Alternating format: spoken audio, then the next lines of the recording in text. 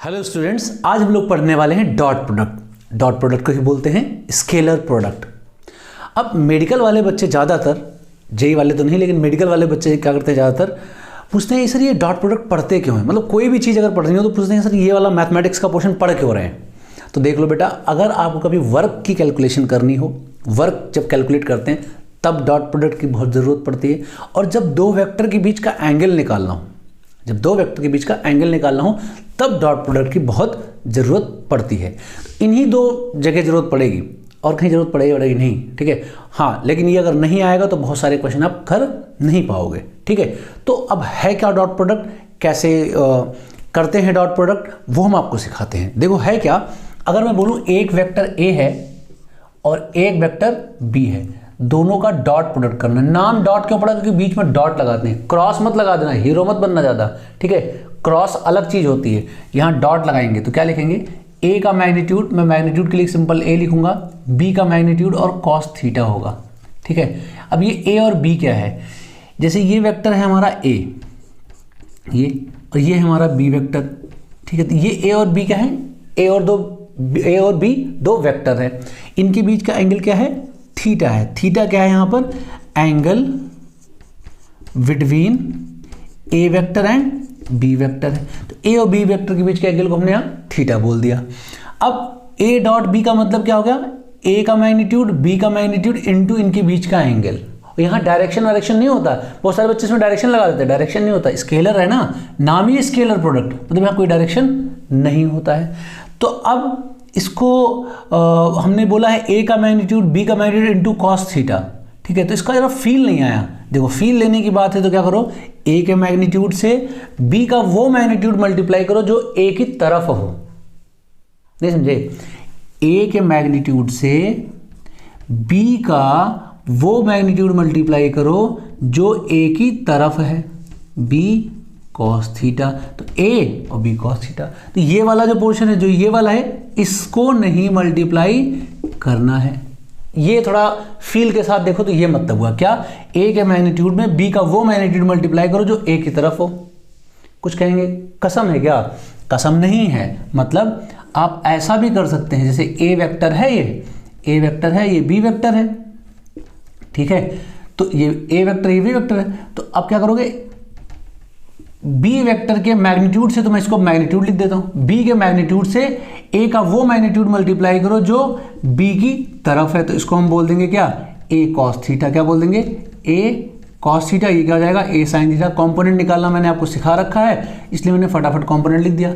तो चाहे आप बोलो क्या, ए बी कॉस थीटा बोलो, चाहे आप बोल दो बी ए कॉस थीटा, क्या फर्क पड़ता है। ये क्या लिखा है, ए के मैग्नीट्यूड में बी का वो मल्टीप्लाई किया गया जो ए की तरफ है, या बी के मैग्नीट्यूड में ए का वो मल्टीप्लाई किया गया जो बी की तरफ है, ठीक है। ऐसा होता है, मतलब क्या है, ए डॉट बी बोलो या बी डॉट ए बोलो, कोई फर्क नहीं पड़ने वाला है, ठीक है।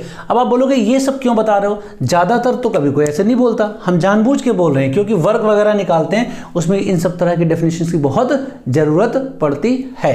तो ए डॉट बी है क्या, ए डॉट बी कुछ नहीं है, ए के मैग्नीट्यूड और बी मैग्नीट्यूड और उनके बीच के कॉस थीटा को मल्टीप्लाई करना होता है और कुछ नहीं होता है, ए डॉट बी, ठीक है। तो इसके आगे की जरा बात बताइए, आओ आगे की बात जानते हैं। अगर मान लो मैं बोलूं आई को आई से मल्टीप्लाई करें, आई को आई से मल्टीप्लाई करें तो क्या होगा, आई मतलब हो गया आई का यूनिट वेक्टर, मतलब आई मतलब एक्स एक्सिस के लॉन्ग यूनिट वेक्टर। तो आई को आई से मल्टीप्लाई करो क्या हो जाएगा, आई का मैग्नीट्यूड 1, फिर आई का मैग्नीट्यूड 1, ठीक है, इंटू लगा रहे हैं, और कॉस दो आई, मतलब दोनों वेक्टर एक ही वेक्टर है ना, तो इनके बीच का एंगल क्या हो जाएगा, 0, तो ये क्या आएगा, 1 आ जाएगा। तो जब सेम को सेम से मल्टीप्लाई करो क्या मिलेगा, 1 मिलेगा। जे को जे से मल्टीप्लाई करेंगे तब भी ये मिलेगा, क्यों, 1 1 कॉस 0, तो यहाँ भी 1 आ जाएगा। के को के से मल्टीप्लाई करेंगे तब भी यहाँ क्या मिलेगा, हमें 1 ही मिलेगा। क्यों मिलेगा, सेम को सेम से मल्टीप्लाई करोगे तो 1 ही आने वाला है।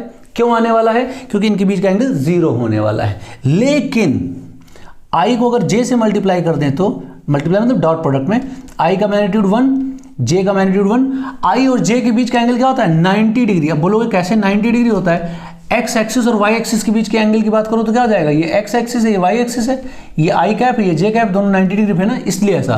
तो क्या हो जाएगा, आई को जब जे से हम डॉट प्रोडक्ट करेंगे तो क्या मिलेगा हमें, तब हमें मिलेगा 0। मतलब क्या हुआ, जब दो वेक्टर परपेंडिकुलर होंगे तो उनके बीच का डॉट प्रोडक्ट या उनका डॉट प्रोडक्ट 0 होगा, 0 होगा।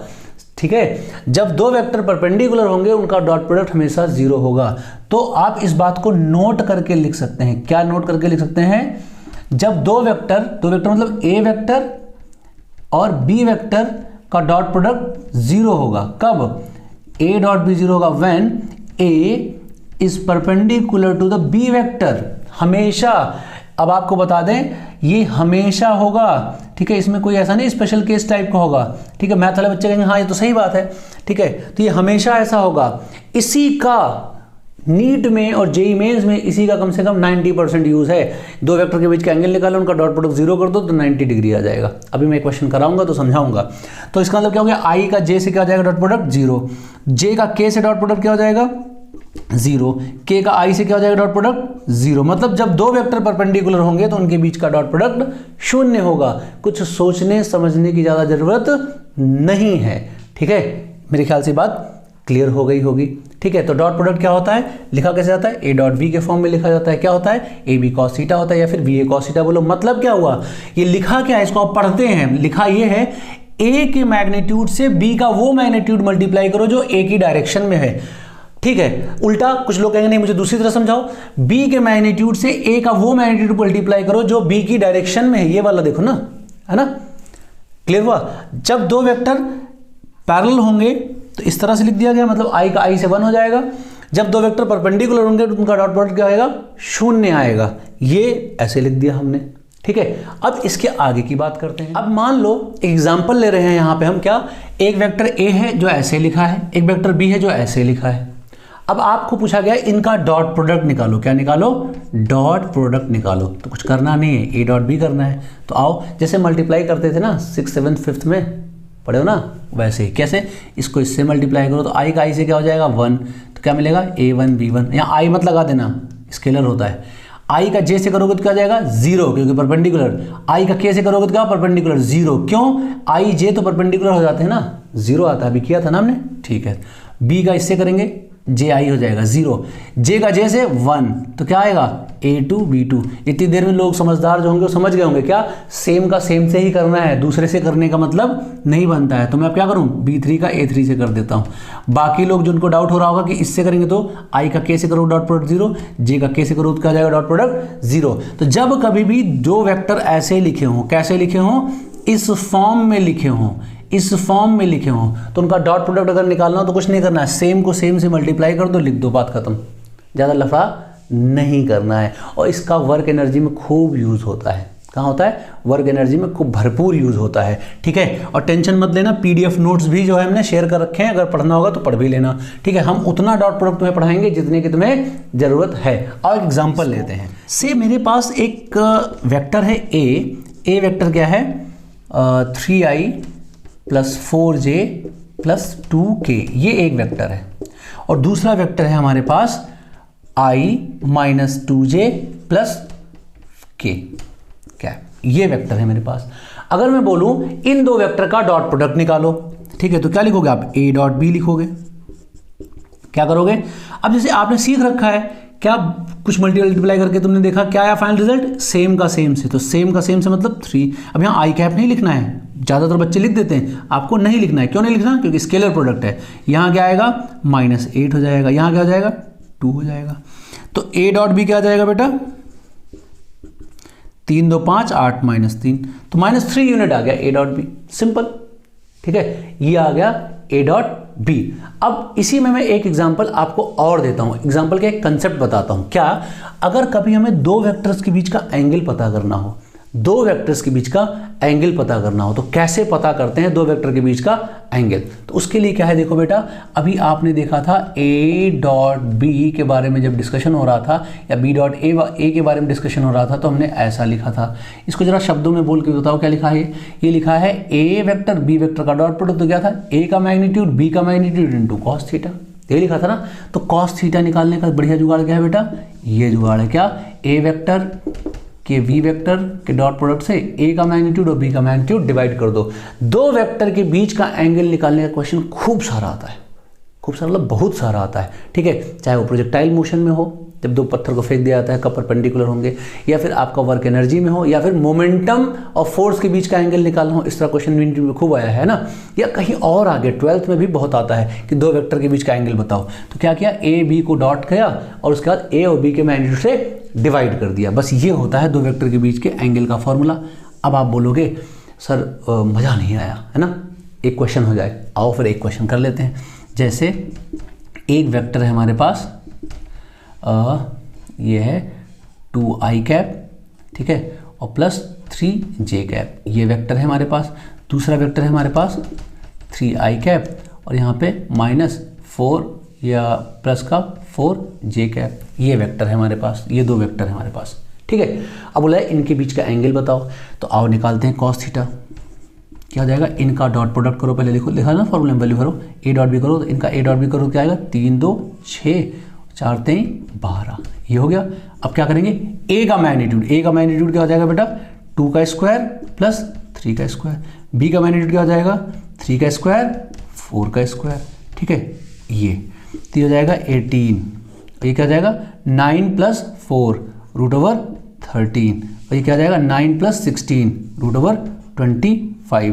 अब आप में से बहुत सारे कहेंगे सर ये क्या भयानक सा रिजल्ट आ गया। कोई टेंशन वाली बात नहीं बेटा, आपको क्वेश्चन में जब कभी भी वैल्यू आएगी कि इतने की इतनी वैल्यू होती तो आप अकॉर्डिंगली भर देना, नहीं तो ऐसे ही छोड़ देना, कोई दिक्कत वाली बात नहीं है, ठीक है। तो ये आ जाएगा एंगल दो वेक्टर के बीच का। तो कुछ करना ही नहीं है, सिंपल ऐसे सॉल्व कर लेना है, ठीक है। अभी मैं एक एग्जांपल और देता हूं आपको, एक एग्जांपल इसी में और देता हूं तो आपको और क्लियर होगा। इसी में एक एग्जांपल देखो बेटा, क्या है, अगर मैं आपको बोलूं कि मोमेंटम किसी पार्टिकल का इस तरह से दिया जाता है, तो find angle between force vector and momentum vector.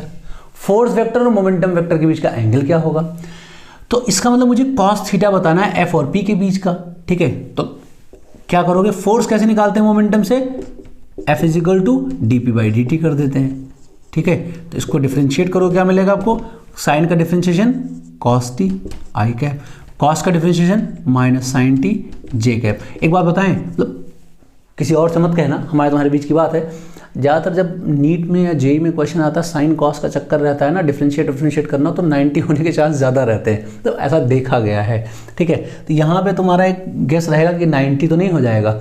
तो क्या है, अगर जैसे मैं एंगल निकालने जा रहा हूँ तो P.F करूँगा, डिवाइड करूँगा किससे, P और F से डिवाइड करूँगा, फिर cos थीटा लिखूँगा। तुम अगर देखो कहीं P.F 0 तो नहीं हो रहा है, अगर P.F 0 हो गया तो मैग्नीट्यूड निकालने की कोई ज़रूरत नहीं है। क्यों, जैसे P.F 0 होगा तो क्या हो जाएगा, एंगल 90 हो जाएगा, ठीक है। तो आओ करके देख लेते हैं एक बार। तो जैसे इसको इससे मल्टीप्लाई cos साइन तो क्या हो जाएगा, sin t cos t हो जाएगा, यहाँ पे -sin t cos t हो जाएगा।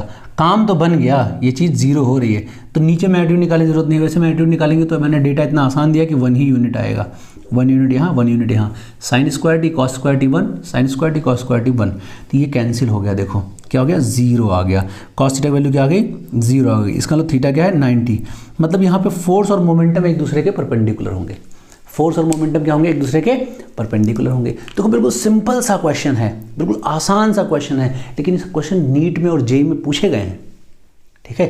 जेई और नीट में पूछे गए, और जिस तरह ट्रेंड चल रहा है आने वाले क्वेश्चन में से हो सकता है, ठीक है। तो दो वेक्टर के बीच का एंगल निकालने के लिए डॉट प्रोडक्ट रामबाण है, ठीक है, आसानी से निकाला जा सकता।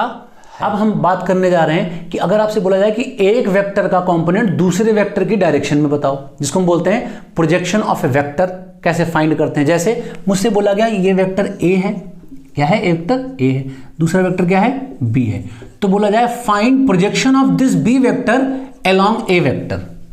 उल्टा भी हो सकता है, find projection of A vector along B vector, कुछ भी हो सकता है। तो कैसे इस तरह के क्वेश्चन को सॉल्व करते हैं, कैसे प्रोजेक्शन निकालते हैं, कैसे प्रोजेक्शन ऑफ वेक्टर निकालते हैं, कैसे कंपोनेंट ऑफ वेक्टर निकालते हैं। तो अभी आपको मैंने फटाफट सिखाया था ना कि अगर मैं इसका कंपोनेंट निकालूंगा तो क्या आएगा, इस तरफ जो आएगा वो हो जाएगा b cos थीटा हो जाएगा इतना, और इधर निकालेंगे तो क्या हो जाएगा, ये हो जाएगा b sin थीटा हो जाएगा। तो ये क्या है, b sin थीटा क्या है, component of b vector perpendicular to the a vector, पढ़ने वाले बच्चे कहेंगे component of B vector perpendicular A vector, और ये क्या है, component of B vector along A vector. तो बी कॉस थीटा क्या है, बी कॉस थीटा है component of B vector along A vector, ये लिखा है। ठीक है, तो इसकी वैल्यू कैसे बताते हैं, तो देखो बी है, कॉस थीटा तो लिखना आपको सिखाया था मैंने कैसे, A dot B divide by A का मैग्नीट्यूड बी का मैग्नीट्यूड, ये है क्या, component of B vector along A vector, ये। ठीक है, तो ये है component of B vector along A vector, ये है ना। इसको और सिंप्लीफाई कर दो तो क्या आएगा, बी से बी कैंसिल कर दो तो A dot B divide by A, बस ए को बी से डॉट करो और ए के मैग्नीट्यूड डिवाइड कर दो, तो ये जो मिलेगा वो क्या मिलेगा आपको, component of B vector along A vector मिल जाएगा। कुछ सोचना ही नहीं है, दो वेक्टर को डॉट करो और जैसे मुझे बी का कंपोनेंट चाहिए तो ए के मैग्नीट्यूड से डिवाइड कर दो, उल्टा। और जैसे मुझे ए का, अब जैसे मुझे चाहिए था कंपोनेंट ऑफ, अगर मैं बोलूं component of A vector along B vector, तो क्या करोगे, ए डॉट बी करोगे और किससे डिवाइड कर दोगे बताओ, बी से डिवाइड कर दोगे। अब तो इतना सीख ही गए ना कि उल्टा से डिवाइड करते हैं, इतना ध्यान रखना है, उल्टे वाले से डिवाइड करते हैं, इस बात का ध्यान रखना है। तो ये क्या हो गया, component of A vector along B vector. कैसे, ऐसे तो सीखा, तो यहाँ क्या करते, ए कॉस थीटा करते, तो यहाँ पे क्या करते, ए से ए कैंसिल हो जाता, बी बच जाता है ना। तो सीधा सा है, जिसमें कंपोनेंट निकालना आए वेक्टर के फॉर्म में तो फटाफट ऐसे निकाल लेना है। ठीक है, इसका उतना यूज नहीं जितना इससे पहले एंगल वगैरह का यूज था। क्लियर है, समझ में आया। और एक एग्जांपल करते हैं, अभी क्लियर हो जाएगा आपको। ये एग्जांपल लिया है मैंने, बहुत इजी लिया है, जिससे आप फटाफट उसको समझ भी सको और कोरिलेट भी कर सको। मैंने बोला एक वेक्टर ए है और एक वेक्टर वी है, find A vector along B vector, find component of A vector along B vector. मैंने ऐसे शॉर्ट में लिख दिया। आओ करते हैं, ए वेक्टर का कंपोनेंट चाहिए अलोंग बी वेक्टर, तो क्या करेंगे, A vector component of A vector along B vector. तो चाहिए मुझे ए का, तो पहले तो ए डॉट बी करो, ए का चाहिए तो बी के मैग्नीट्यूड से डिवाइड करो, यही नियम है, यही नियम है। ए का चाहिए कंपोनेंट बी की तरफ, तो बी वाले से डिवाइड करना है। चलो ए डॉट बी करते हैं, ए डॉट बी करो, क्या लिखोगे यहाँ पे, 18 आ जाएगा, इससे तो कुछ मतलब रहेगा नहीं। डिवाइड बाई करोगे, बी का मैग्नीट्यूड कितना आ जाएगा, 3, क्या आया 6। ठीक, अब आप बोलोगे 6 आया, ठीक है, ये मैंने जानबूझ के इतना आसान डेटा लिया, क्यों, 6i 8j है, ये 3i है, तो इस ए वेक्टर का बी वेक्टर के अलोंग कंपोनेंट कितना होगा, बी वेक्टर मतलब आई डायरेक्शन में, आई डायरेक्शन में 6 ही तो है। ठीक है, जानबूझ के मैंने लिया जिससे आप फटाफट समझ सको कि हाँ यार ये जो पढ़ा है हमने वो सही पढ़ा है। ठीक है, तो क्या किया हमने, देखो ऐसे कर लिया। उल्टा करना चाहो तो आप कर सकते हो, उसमें जो है देखो क्या है, जगह मैं बोलूँ क्या है, component of B vector along A vector. पता है, आप बोलेंगे सर यार इतना जब इजी था तो ये क्यों बताया आपने मेथड, इसके लिए बताया। क्यों, ये बी वेक्टर है, इसका कंपोनेंट इसके अलावा निकालोगे तब तो बड़ा गड़बड़ हो जाएगा ना, क्योंकि आई जे में दोनों में है, उसके लिए बताया था। तो क्या करेंगे यहाँ पे, क्या आएगा, ए डॉट बी करेंगे, निकालना किसका है, बी का निकालना है, तो ए के मैग्नीट्यूड से डिवाइड करेंगे। तो ए डॉट बी कितना आएगा, 18 आएगा। ए का मैग्नीट्यूड कितना आएगा, 6 का स्क्वायर और 8 का स्क्वायर कितना आएगा, 10 हो जाएगा। तो यह आ जाएगा कितना, 18 डिवाइड बाई 10 1.8 आएगा। अब बोलोगे यहाँ जुगाड़ नहीं बैठेगा, यहाँ जुगाड़ नहीं बैठेगा, क्यों, कि ईजी था, ए का बी के लॉन्ग ईजी था, दिख रहा था कि बी केवल आई में है तो इसका कंपोनेंट ये हो जाएगा। लेकिन इसका निकालोगे इसकी तरफ तो बड़ा अजीब आएगा। क्यों अजीब आएगा, मैं ड्रॉ करके आपको दिखाता हूँ। क्योंकि मेरा बी वेक्टर इस तरफ है, ये बी वेक्टर है, ए वेक्टर मेरा कहीं इधर है, तो अगर मैं इसको तोड़ूंगा इस तरफ तो मुझे ये निकालना होगा, ये है कंपोनेंट ऑफ बी अलोंग ए, ये है कंपोनेंट ऑफ बी अलोंग ए। तो अजीब सा हो गया ना। लेकिन हाँ, इसका कंपोनेंट इसकी तरफ, तो खाली जो x वाला कंपोनेंट होगा वो हो जाएगा। अब तो समझ में आ गया होगा ना। तो इसलिए डॉट प्रोडक्ट में कंपोनेंट निकालने के लिए इसको बहुत धमाकेदार तरीके से यूज करना हमें आना चाहिए, ठीक है। ये जेई के बच्चों के लिए इंपॉर्टेंट है, नीट में इक्का दुक्का कभी कभी जरूरत पड़ता है। तो इतने ही डॉट प्रोडक्ट की आपको जरूरत है, इससे ज्यादा जरूरत नहीं है। आपको अगर इसकी थ्योरी के नोट्स चाहिए तो पीडीएफ डिस्क्रिप्शन में मैंने दे रखा है, वहां से फटाफट ढूंढ लो, सीख लो, समझ लो। क्लियर है। और कोई डाउट होता है तो इंस्टाग्राम, टेलीग्राम, व्हाट्सएप जहां कहीं भेजना हो भेज सकते हो। वीक में मैं 2 बार डाउट सेशन लूंगा, मतलब आपके डाउट्स को मैं पोस्ट करूंगा, वीडियो सोल्यूशन पोस्ट करूंगा with name of the students, जिसने इसने डाउट भेजा होगा उसके नाम के साथ, ठीक है। और इस वीडियो को देख लो अच्छे से, समझ लो अच्छे से, अपने दोस्तों में भी इसको फॉरवर्ड कर दो, शेयर कर दो, ठीक है, जिससे ज़्यादा से ज़्यादा लोग देख सकें। और पहली बार अगर इस चैनल में आए हो सब्सक्राइब भी कर लेना, ठीक है।